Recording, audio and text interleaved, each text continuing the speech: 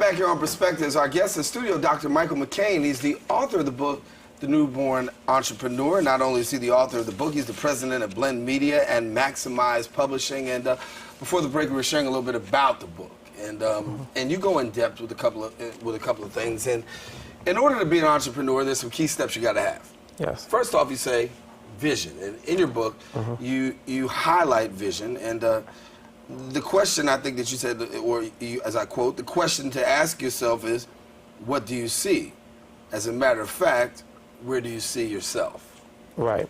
The question I was posing is really having the ability to dare yourself to dream. Sometimes we limit ourselves as far as the scope of a dream.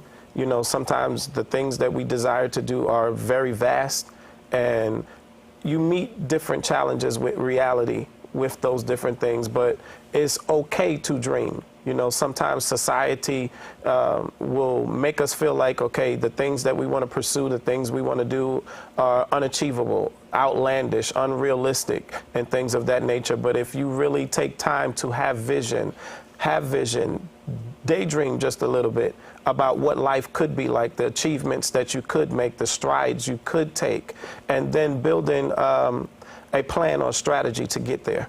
And when you talk about vision, I think sometimes we find that people will participate in someone else's, right, but they won't have one for themselves. Right. How do you go about finding one, having one for yourself? It's really centering yourself to what you're passionate about.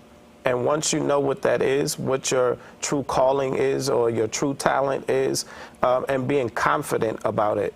I often say that if you don't give yourself a vision, if you don't give yourself a purpose, someone else will. And you'll find yourself living out someone else's idea for you, someone else's purpose for you, someone else's mindset concerning you. So it's really about finding what it is that you love, what you're passionate about, and pursuing it. Leaders, entrepreneurs, how important is vision to being that? It's very important for leadership because it's one of the conduits that bring change. You know, we are agents of change, those of us that are in leadership. And if there is no change and there's no pursuit of some of the vision that we have on the inside of us, some of the changes that we're hungry for or that people are yearning for, we will never see if we don't raise up as leaders daring to birth those things that we envision. Those ideas, those gifts, those talents, those businesses, those strategies and different things. If we don't dare to set our foot to do it, then who is going to do it? In your book, you also not just talk about vision, you talk about also having the power of a plan. And you know, after you have a vision, I guess if you're an entrepreneur, a business person, there has to be a plan. Give us some insight into the power of a plan. The power of a plan literally is your blueprint.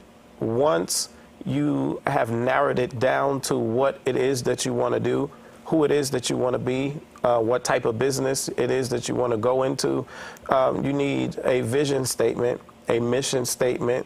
You need to take time to plan out your strategies, your financial plans. There are so many different layers to the plan that you need to be very specific about. And to be honest with you, once you get down to the nuts and bolts of that, for many people it defines whether if they go further into really making the entrepreneurship dream happen or that particular business happen. And for some, they visit the reality that they need more time. They need more skill. They need more mentorship from someone who has more experience in a certain area that will help bring them into what it is that they need. Is that one of the pitfalls that people make? Because I think sometimes they think that once you have this vision, you have this plan, and you want to be this entrepreneur, that you just roll it out. And sometimes you have to understand you have to roll back and sometimes step back. But people with pride and I guess a lot of other things feel like, listen, I can just do this.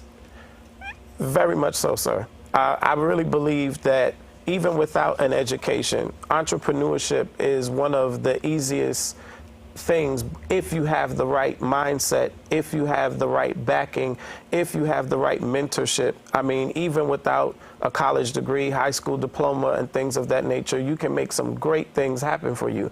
But it's all about having that support system. That support system comes from both the mentorship, The wisdom is simple as investing in books. It's simple as investing in audio material, anything that is going to feed you, make you knowledgeable in the area of business that it is that you're doing, and connecting yourself with the right resources and people to help align yourself to get there. Now, and when you talk about the power of a plan, it says no entrepreneur should, and I wish we had a graphic for this, start a business without having the following: vision statement, mission statement, company values, proposal, and marketing strategy. Kind of understand the vision, kind of understand the mission. Give us a little bit about the entrepreneur and the company values. Company values, you know, if there's a dress code, if there's slogans and things that you use that are meaningful, different policies that you have in place, so that you as an entrepreneur and those who work alongside you as employees are a part of a brand.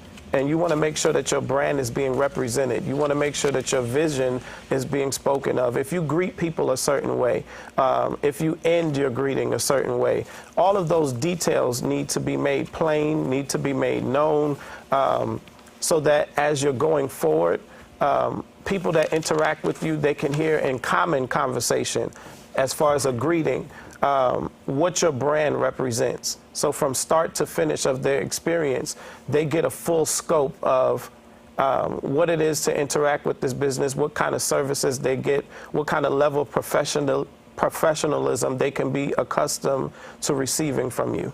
When you talk in your book, there's a thing that sounds kind of painful when it talks about, I hope you fail. Yes. Why do you hope that somebody fails, doctor? Failure is one of the things that teaches people lessons that you can't read out of a book. Failure causes you to face some things that open up a reality or a revelation to you in a different way that you have not experienced. You know, some people see failure and it's the shock of it all, or the trauma of it, that causes them to really look at life and not want to do anything further. They kind of want to give up. But failure has taught me some of my greatest lessons. It's like where your strengths are. It teaches you what you're really here to do. You start to see things differently from a different perspective. And in that downtime, you start to notice the things that you could focus on that will cause you to do greater. You start to notice the things that you could invest in to strengthen yourself, to strengthen your life. So I say, I hope you fail, in the sense that I hope you learn from your failures in life. I hope you see something. I hope you get the message. I hope you get the lesson, because there's always a lesson in each failure that you approach or that you experience. And I often call failure redirection. Failure gives you that opportunity to have that experience, to reevaluate your life, and to set yourself on a different path. Should every entrepreneur fail? Of course you will. Of course you will.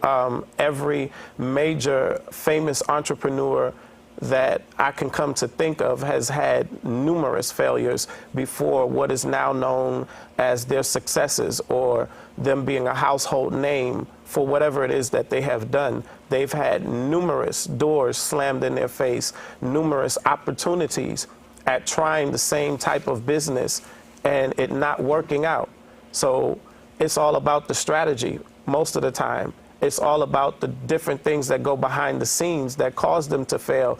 And you begin to develop a formula that leads to perfection. And sometimes you're trying out things and testing and error until you find that perfect formula that gives you the results that you're looking for. Yeah, I'm reminded of the story about Colonel Sanders. If you know Colonel Sanders, he actually took his chicken to about 1,000 places, literally 1,000 places, and they told him no before he was actually able to start Kentucky Fried Chicken. So I guess, you know, failure does work out pretty good for Colonel Sanders and his family, but you got to fail before you succeed sometimes. Talking with Dr. Michael McCain here on Perspectives, talking about the power of entrepreneurship, the newborn entrepreneur, and that's the book that he's written. Stay with us. We'll get some final comments from him and some more right after this.